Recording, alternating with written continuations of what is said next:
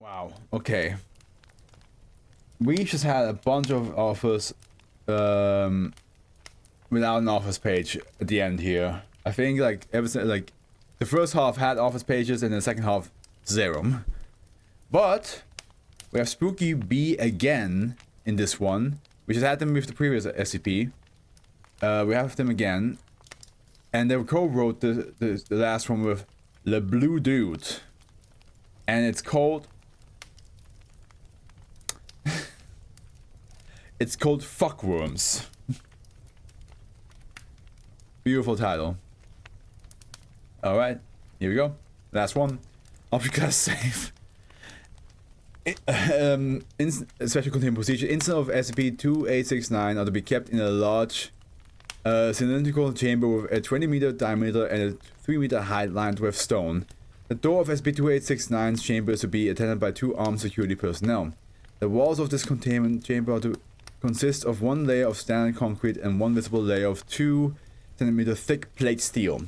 In the event that an instance of SCP-2869 becomes enraged or aggressive, no fewer than 3 additional armed security personnel are to isolate the instance and hurl it to a side chamber. Personnel partaking in this chamber transfer are required to wear fully sealed hazard suits. Then that SCP name, yeah, I know that. -S attacking human X cells in a controlled environment. Oh god. I don't like that description of that picture. That only gives me like a bit of an idea what's going to do. The chamber of SCP-2869, nice, contains 1 inbuilt non-chlorinated filtered pool to promote the generation of -S. After interacting with instances of SCP-2869, all -S personnel must enter the 2-stage decontamination chamber after removing the hazard suits and all clothing. Once personnel have undergone decontamination and chemical screening, they are approved to exit the chamber. Personnel impregnated by -S, whether it be through testing or misconduct of safety material, are to be transferred to Site 12's maternity ward and placed under constant monitoring until they birth the new instance of SCP-2869. Medical personnel assigned to monitor affected subjects require Level 2 security clearance. SCP-2869 is an anomalous species of hexapedal and animal organisms. Their bodies consist of 2 segments: a large muscular tail, that resembles the body of a common garden caterpillar, with several bony rib-like protrusions along the sides which appear to provide support for their weight. This part of the body has 4 claw-like legs, a pair of spinnerets, a tip of the tail, and a pair of elongated gripping limbs at the front of his half. The second segment of SCP-2869 body consists of a humanoid torso complete with a head and arms, as well as fully formed female breast tissue and several vent-like orifices.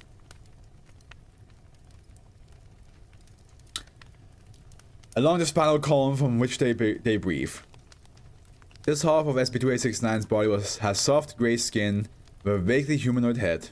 This head consists of 4 small eyes and a split lower jaw with small, relatively sharp high-density teeth used for consuming solid mineral deposits. Solid clay, limestone, iron-rich stone, etc. The tongue of SCP-2869 measures an extendable length of 24 centimeters and is coated in a thick mucous membrane containing a form of parasitic sperm organism designated -S. The exterior of SCP-2869 is also coated in a thinner form of this mucus, though the -S parasite is still in significant enough numbers to be a hazard to personnel, especially in moist or wet environments which promote the generation of -S. Primarily preying on humans, SCP-2869 will expose living epidermal tissue to its mucous membrane. From here, -S will make their way into the bladder, large intestine or uterus of the host organism. In the event that -S enter the room and are allowed to attach to X cells, they produce healthier instances of SCP-2869 than those that gestate in other orifices. After 2 to 3 weeks of gestation inside of the host organisms, 1 to 3 instances of -S will have successfully matured into juvenile instances of SCP-2869, at which point they will then proceed to be birthed from their host organisms after inducing a chemical euphoria state to allow painless birthing. Subject carrying SB-S display a strong desire to remain as close to the parent SB2869 as possible. Subsequently, SB2869 will develop strong territorial behavior towards the human subject impregnated by -S. What is this SCP? Fuckworms, man. What, did you not hear the title? The average instance of SB2869 measures 3.5 meters from head to tail. God, Jesus Christ. And stands 2 meters tall.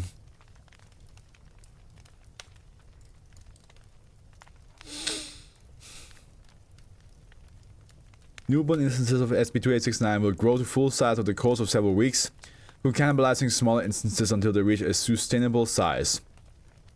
But they will grow to their adult teeth and switch their diet from meat to solid mineral deposits. How is this considered safe? you give birth to like a little mini Godzillas? Like, how is this considered safe? It's not even mini Godzilla, it's just like frog centaurs, I guess. And then one biological defiance. After several tests, researchers have observed deviations in the biological makeup and behavior of SCP-2869 offspring depending on the host organism. Below is an observational report of various host organisms and resulting SCP-2869 instances, behavioral and biological deviations. Okay. Polish fowl. Female. Resulting SCP-2869 instance is born with a layer of thick feathers lining its ribs and back, as well as its arms and top of its abdomen. Eyes developed on the sides of the skull instead of the front platelet, disabling SCP-2869 stereo vision. SCP-2869 displays significantly lower intelligence than other deviations. After dissection, SCP-2869 has been found to contain a new secondary stomach that operates in an identical fashion to a gullet found in most birds. Okay, so almost like a xenomorph, depending on which being is infected, it will gain some traits from that being. Domestic American bull, male.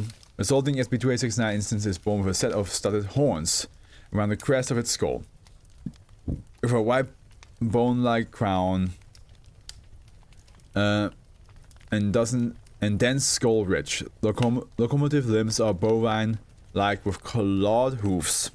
Pectoral breasts on SCP-2869 are fully developed and capable of milk production, and arms are elongated and significantly more muscular than other deviations of SCP-2869. Like all other excretions from SCP-2869, this fluid contains -S.